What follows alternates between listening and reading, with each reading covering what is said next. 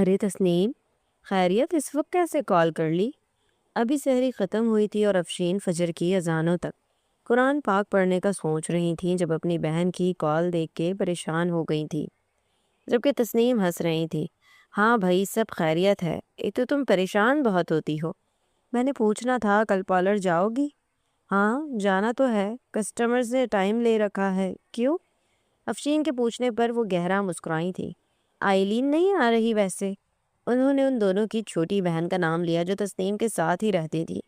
کیوں، طبیعت تو ٹھیک ہے نا آئلین کی؟ افشین کو اپنی چھوٹی بہن کے لیے پریشانی ستانے لگی۔ ہاں وہ بالکل ٹھیک ہے، ایکچولی ہم سوچ رہے ہیں کہ کل افطاری لے کے آئیں تمہاری طرف۔ افسون کی پہلی افطاری ہے نا، تو ہم نے یوں ہی سوچا کہ اپنی پیاری بہو کی افطاری ہم خود لے کے آئیں۔ تسنیم نے نرمی اور محبت سے بتایا۔ ویسے بھی انہیں شرارتی سی افسون بے حد اٹریکٹ کرتی تھی، جبکہ افشین مسکرا دی تھی۔ ارے ساتھ ہی تو گھر ہے، اتنے تکلف کی کیا ضرورت ہے؟ تمہاری اپنی بچی ہے افسون، کوئی گلا تھوڑی کرے گی وہ اپنی ساس سے۔ دونوں بہنیں ہنس پڑی تھی۔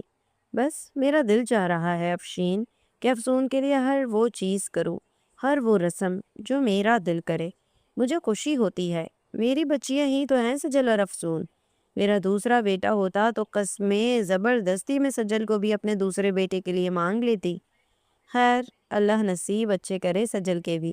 تسنیم دعائیں دینے لگی تھیں۔ آمین۔ چلو میں رکھتی ہوں، قرآن پاک کی تلاوت کرنی ہے مجھے، کل بات ہوتی ہے پھر۔ افشین نے بات ختم کر کے پانی کا گلاس منہ سے لگایا تھا۔ چلو ٹھیک ہے، پھر بات ہوتی ہے، بچوں کا میرا پیار دینا، رکھتی ہوں۔ تسنیم فون رکھ کے مڑی تھی تو نظر اسکان پر پڑی تھی جو وضو کر کے ابھی وہیں کھڑا تھا۔ چہرے پر تفکرات کا جال تھا۔ اسکان بیٹا، کوئی بات ہوئی ہے؟ کیوں پریشان ہو؟ جبکہ اسکان نے نظریں چراتے سر نفی میں ہلایا تھا اور اپنے کمرے کی طرف بڑھ گیا۔ تسنیم بھی سر جھٹک کے کچن کی طرف بڑھ گئی تھی۔ کمرے میں آ کے اسکان کے دل پہ بھاری بوجھ سا پڑا تھا۔ اپنی ماں کی محبت افسون کے لیے دیکھ کے اسے اب اپنے الفاظ کی سنگینی کا احساس ہو رہا تھا۔ وہ کیا کر چکا تھا افسون کے ساتھ؟ اس کا دل توڑنے میں کوئی کسر نہیں چھوڑی تھی، اور اس کی ماں کیا کر رہی ہے؟ ٹھیک ہے چلو، شرارتی ہے، باتونی ہے، عجیب پر اسرار حرکتیں کرتی ہے، لیکن ہے تو لڑکی ہی، نازک سی لڑکی، اور نیچر کی بھی اچھی ہے۔ اور محبت کا کیا ہے، ایک دن ہو ہی جائے گی محبت بھی۔ نکاح کے بندھن میں بنتے ہی محبت خود ہی پیدا ہو جاتی ہے۔ اس کی نظر اپنے موبائل پر گئی تو وہ افسون کو کال کرنے کا سوچا۔ اس کا نمبر ملانے لگا جو 4-5 رنگز کے بعد اٹھائی گئی تھی۔ ہیلو؟ نیند سے بھری بوجھل آواز پہ وہ چونکا تھا۔ افسون؟ اس نے نرمی سے اس کا نام لیا تھا۔ خیریت مولوی صاحب؟ خواب نظر آیا تھا میرا جو اتنے بے چین لگ رہے ہیں؟ نیند میں بھی یہ لڑکی اپنی شرارتوں سے باز نہیں آتی، اسکان نے سوچا تھا۔ وہ مجھے تمہارا حال پوچھنا تھا۔ پوچھ لیں، میں بالکل ٹھیک ہوں اور بہت زیادہ نیند میں ہوں۔ انگڑائی لیتی وہ کہنے لگی۔ اسکان اس کے منہ سے عجیب آوازیں سن کر ہی لب بھیج گیا۔ تمہیں برا تو نہیں لگا؟ کیا؟ وہ بات ادھوری چھوڑ گیا۔ سمجھ نہیں آ رہی تھی کیا کہے، کیسے کہے۔ آپ نہیں، آپ اچھے لگے مجھے۔ بند پلکوں کے ساتھ وہ مسکرا رہی تھی۔ اسکان کے لب بھی ہلکا مسکرائے تھے۔ آئی ایم سوری افسون، میں نے جو کچھ بھی کہا وہ سب مجھے نہیں کہنا چاہیے تھا تمہیں۔ تم بہت اچھی لڑکی ہو افسون، صاف دل کی، بے حد خوبصورت۔ بس مجھے کیا ہو گیا تھا کہ میں وہ سب باتیں کر گیا۔ I am sorry.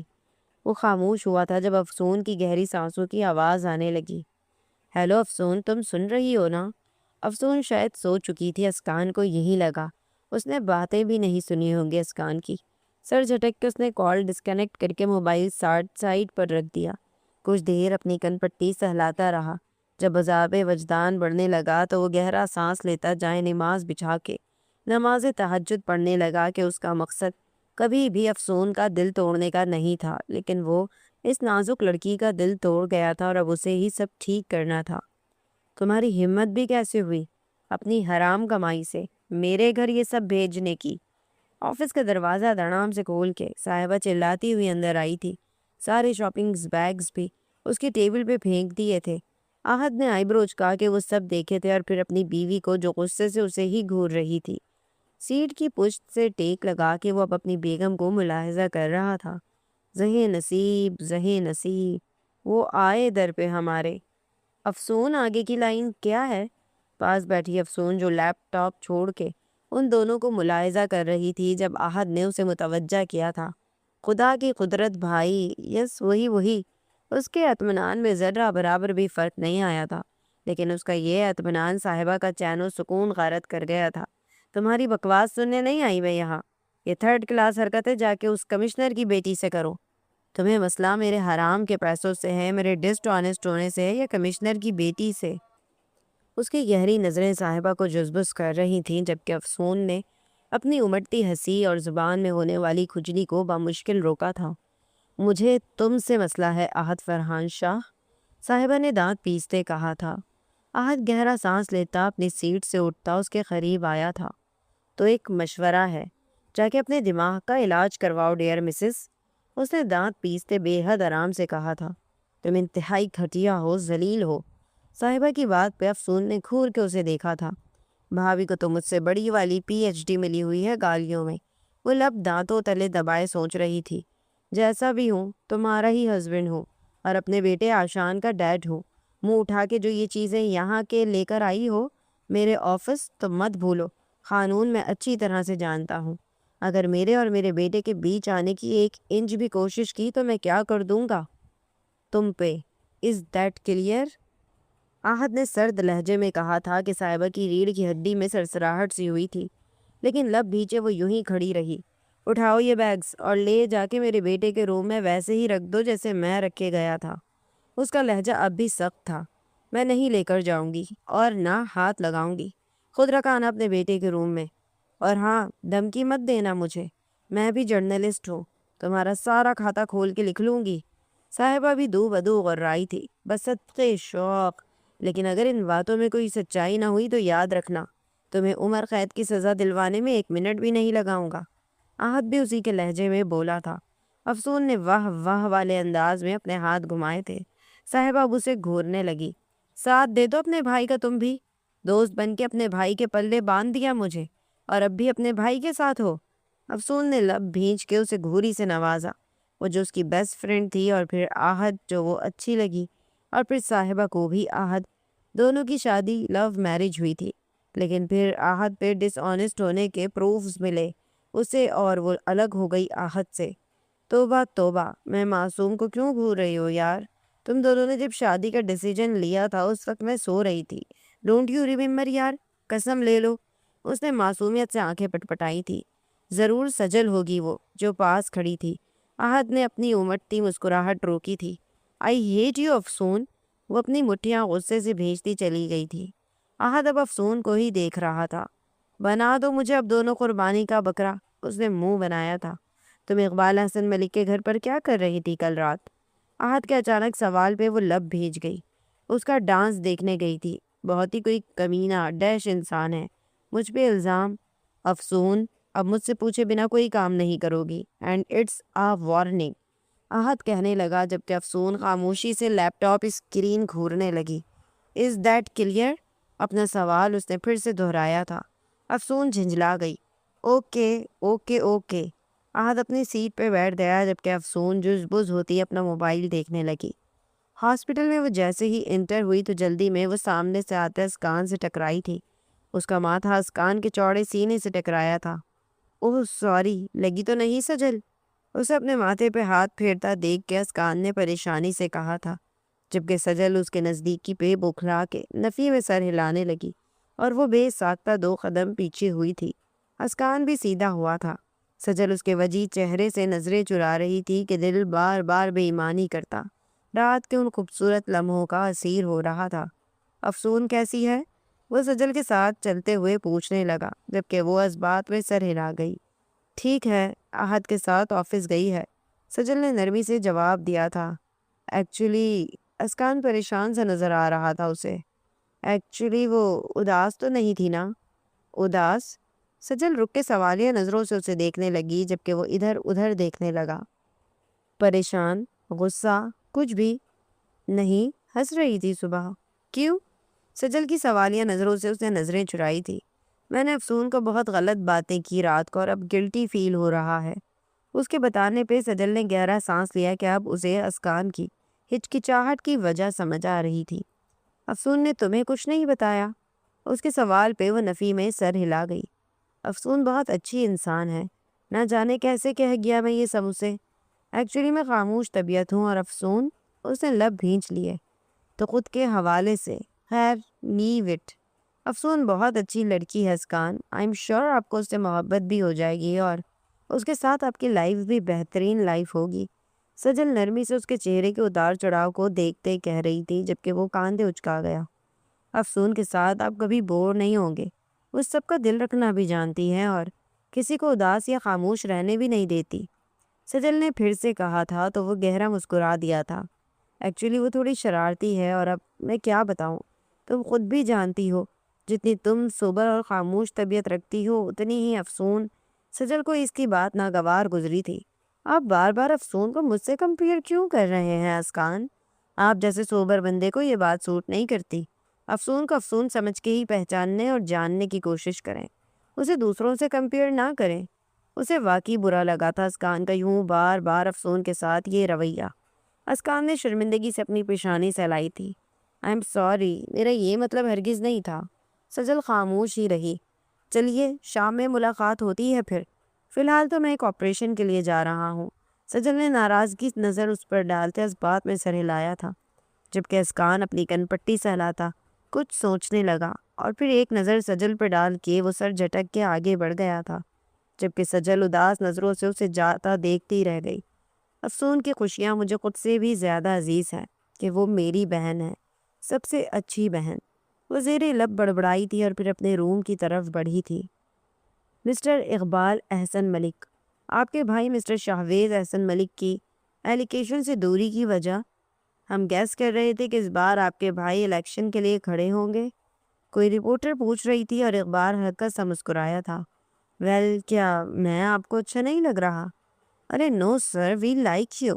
وہاں پہ کچھ رپورٹرز نے جلدی سے ہنستے ہوئے اپنی محبت کا اظہار کیا تھا۔ جوکنگ۔ ویل، میرے بھائی حال ہی میں کینیڈا سے آئے ہیں، ان کی اسٹڈیز کمپلیٹ ہو چکی ہے اور وہ اپنی پسند کا کام کریں گے۔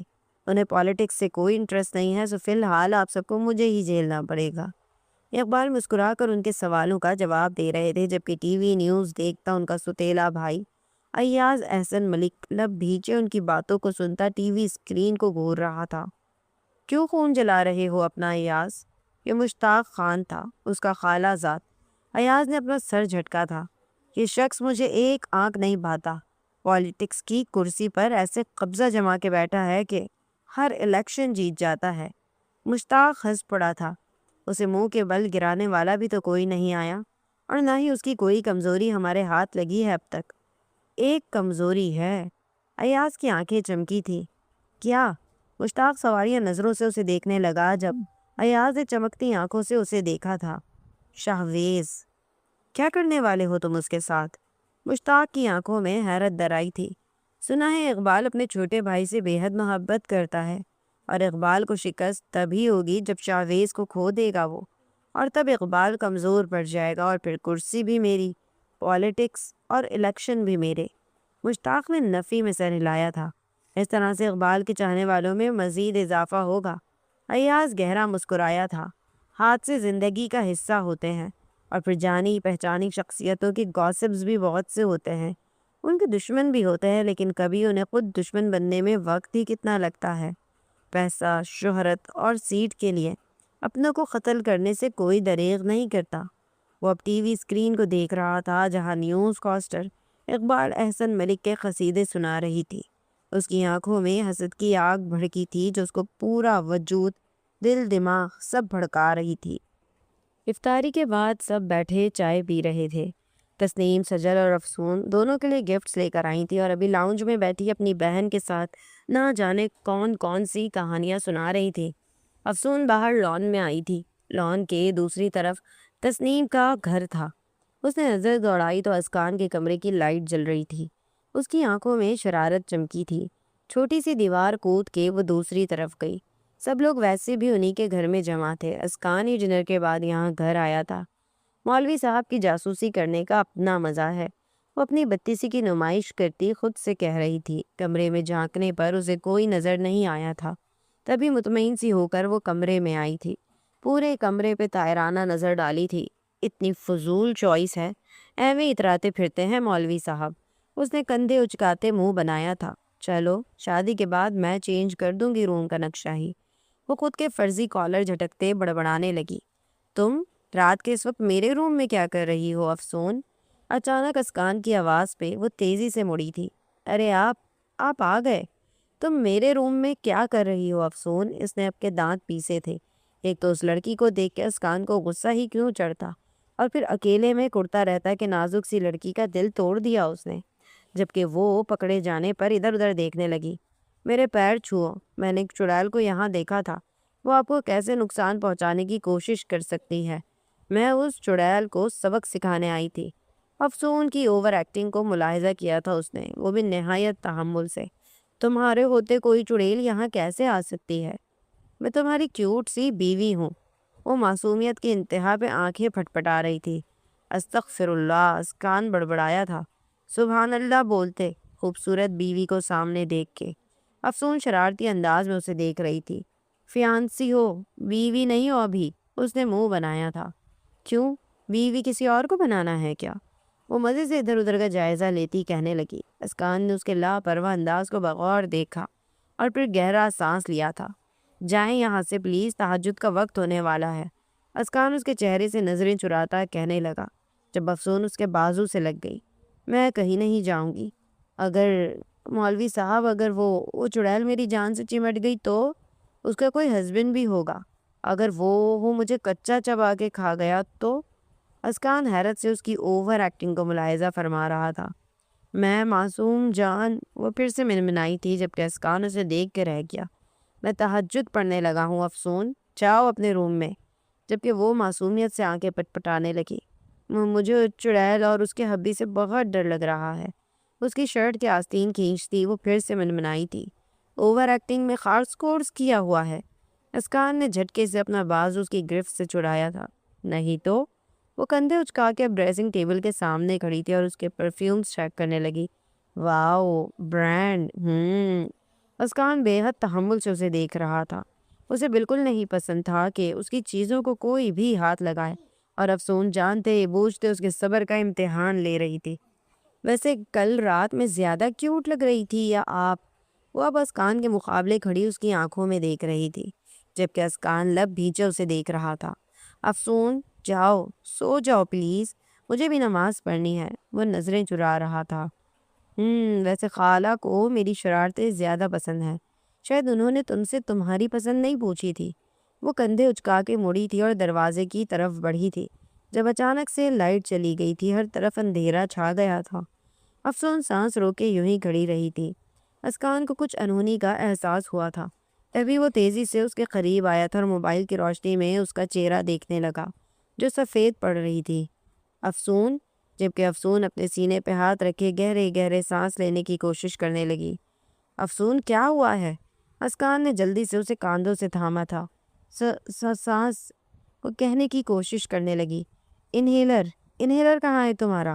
اسکان اس کے ہاتھ کی ہتھیلی پہ مساج دیتا پوچھنے لگا، جبکہ افسون کچھ کہنے کی پوزیشن میں تھی ہی نہیں۔ وہ سانس لینے کی ناکام کوشش کر رہی تھی۔ افسون مجھے دیکھو اینڈ لسن ٹو می، گہرے سانس لینے کی کوشش کرو، ایسے میری طرح۔ اسکان اسے گہرے سانس لینے کی کوشش کرنا سکھانے لگا اور افسون اسے دیکھتی سانس لینے کی کوشش کرنے لگی۔ اس طرح سے کچھ دیر میں اس کی سانسیں بحال ہو چکی تھی، لائٹ بھی آ چکی تھی۔ اسکان نے نرمی سے اسے کاندھوں سے تھام کے صوفے پہ بٹھایا تھا۔ تم یہیں بیٹھو، میں کچن سے پانی لے کے آتا ہوں تمہارے لیے۔ افسون نم آنکھوں سے اسے دیکھ رہی تھی جبکہ وہ کمرے سے باہر نکلا تھا، لیکن جب واپس آیا تو کمرے میں افسون نہیں تھی۔ اس نے واش روم چیک کیا، بالکنی چیک کی، وہ نہیں تھی۔ لان کے دوسری طرف وہ اسے اندر گھر کی طرف جاتی نظر آئی تھی۔ اس نے اپنے لب دانتوں تلے دبائے تھے۔ وہ اس نازک لڑکی کو ہرٹ نہیں کرنا چاہتا تھا، لیکن پھر بھی وہ ہمیشہ افسون کو ہرٹ کر دیتا۔ عجیب چڑ سی تھی اسے اس لڑکی سے۔ ہیلو، وہ جو سونے کا ارادہ رکھتا تھا جب اس کے موبائل پر صاحبہ کی کال آئی تھی۔ رات کے 11 بجے اس کی کال آتی دیکھ کے وہ پریشان سا ہو گیا تھا۔ ہیلو احد، صاحبہ کی ہچکچاتی آواز آئی تھی۔ صاحبہ کیا ہوا ہے، تم ٹھیک ہو؟ آشان ٹھیک ہے، سب ٹھیک تو ہے؟ وہ تو بے چین ہی ہو گیا تھا۔ سب ٹھیک ہے، بس آشان رو رہا ہے۔ اپنے بابا کو مس کر رہا ہے. Can you come please? صاحبہ کی بات جیسے اس کے دل کو تیر کی طرح لگی تھی. اس کا بیٹا رو رہا ہے. میں ابھی اسے رونے مت دینا پلیز.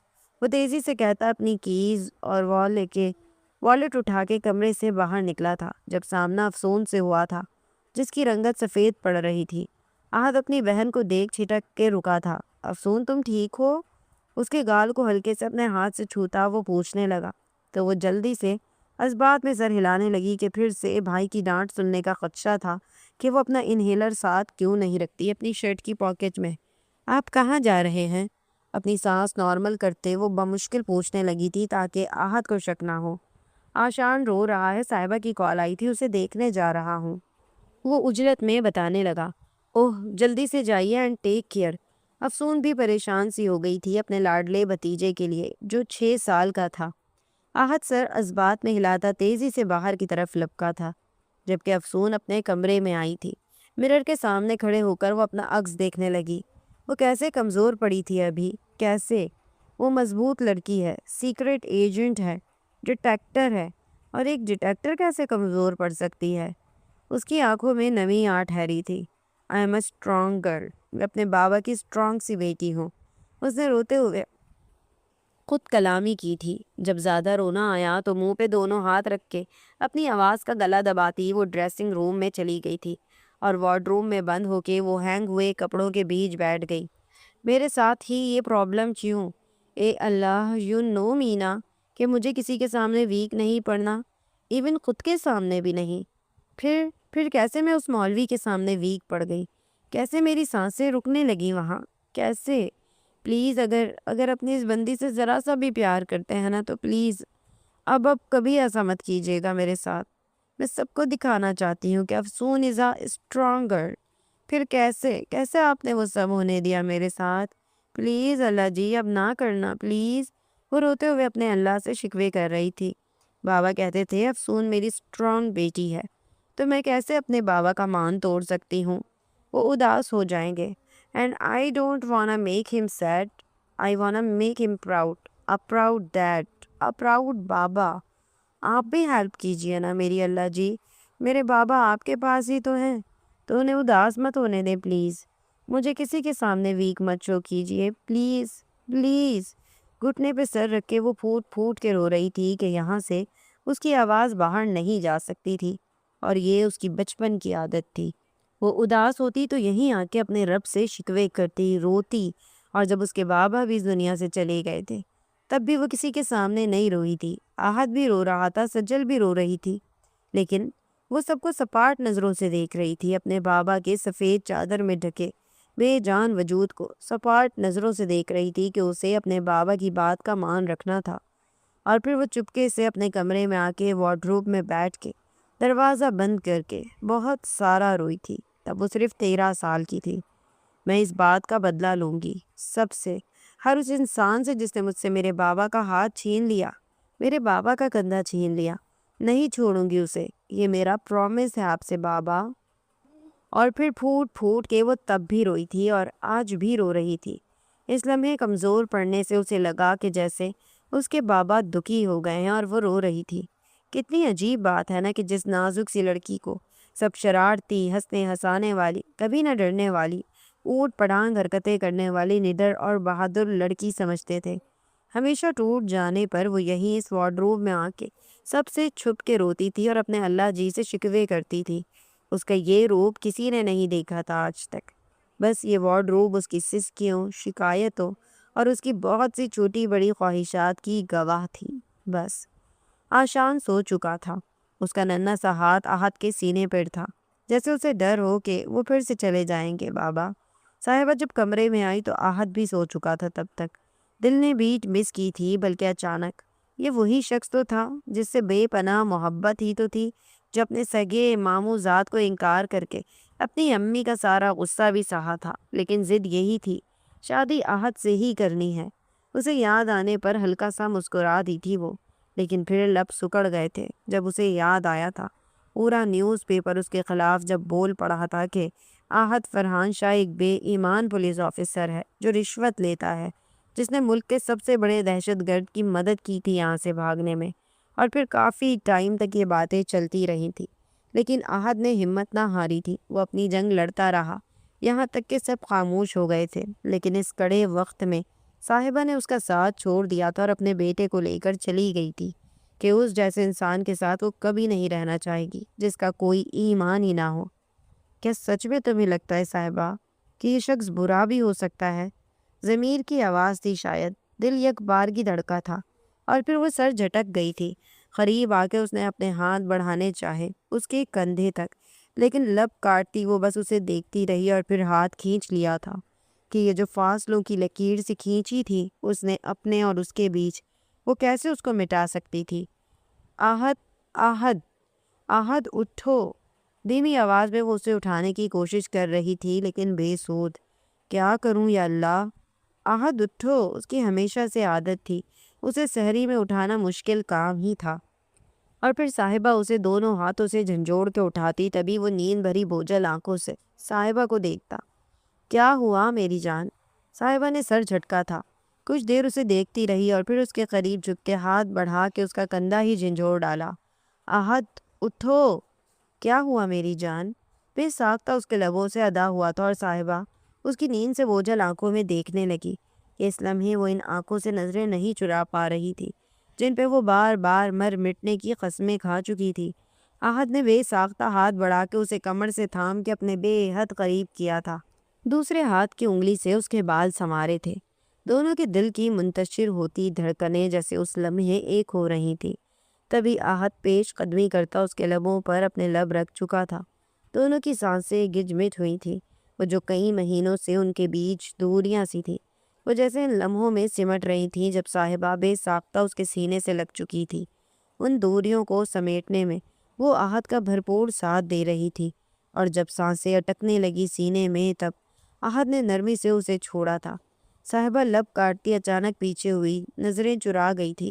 جھٹکے سے اس سے الگ ہوتی وہ کھڑی ہو چکی تھی۔ سحری کا وقت ہو رہا ہے، اس نے لڑکھڑاتی زبان سے یہ جملہ ادا کیا تھا اور تیزی سے کمرے سے باہر نکلی تھی۔ آہد جو ان لمحوں کا مکمل اسیر ہو چکا تھا، اپنے دل میں اٹھتے ان جذبات کو دباتا وہ اپنی کن پٹی سہلانے لگا۔ سب اچانک ہی تو ہوا تھا۔ اس نے ایک نظر قریب سوئے آشان پہ ڈالی تھی اور پھر بالوں میں ہاتھ پھیرتا تیزی سے اٹھتا کمرے سے باہر نکلا تھا۔ صاحبہ ٹیبل پر سحری لگا رہی تھی۔ دونوں کی نظریں پل بھر کو ملی تھیں اور پھر دونوں نے ویسے ہی چرائی بھی تھی۔ آہد لب بھیجے دروازے کی طرف بڑھا تھا۔ کہاں جا رہے ہو آہد؟ صاحبہ کے پوچھنے پر آہد نے اپنے ہاتھ کی گرفت دروازے کی ہینڈل پر مضبوط کی تھی اور مڑ کے آئی برو جھکا کے صاحبہ کو دیکھنے لگا تو وہ نظریں چرا گئی۔ میرا مطلب ہے سحری ریڈی ہے، میں گھر جا کے کر لوں گا۔ وہ اپنی بات کہہ کے مڑا تھا۔ آشان صبح جاگے گا، تمہیں نہ دیکھ کے پھر سے رو دے گا، صاحبہ نے پھر سے آواز دی تھی، جبکہ اس بار آہد نہیں مڑا تھا۔ کہہ دینا کہ ریڈی رہے، میں شام کو اسے لینے آؤں گا، گھر چلیں گے۔ اپنی بات کہہ کے وہ تیزی سے باہر نکلا تھا اور پھر دروازہ بند کر کے اس نے مڑ کے ایک نظر بند دروازے پر ڈالی تھی۔ وہ اس لمحے میں قید ہو گیا تھا، جیسے دل میں اٹھتے جذبوں کا جو شور سا تھا اسے نظریں چرانا بھی بے حد مشکل امر تھا۔ چہرے پہ زخمی مسکراہٹ آئی تھی۔ کاش صاحبہ تب تم میرا ساتھ دیتی، کاش تب مجھے تم سمجھ پاتی۔ اور پھر سر جھٹک کے لمبے ڈگ بھرتا وہ اس بلڈنگ سے باہر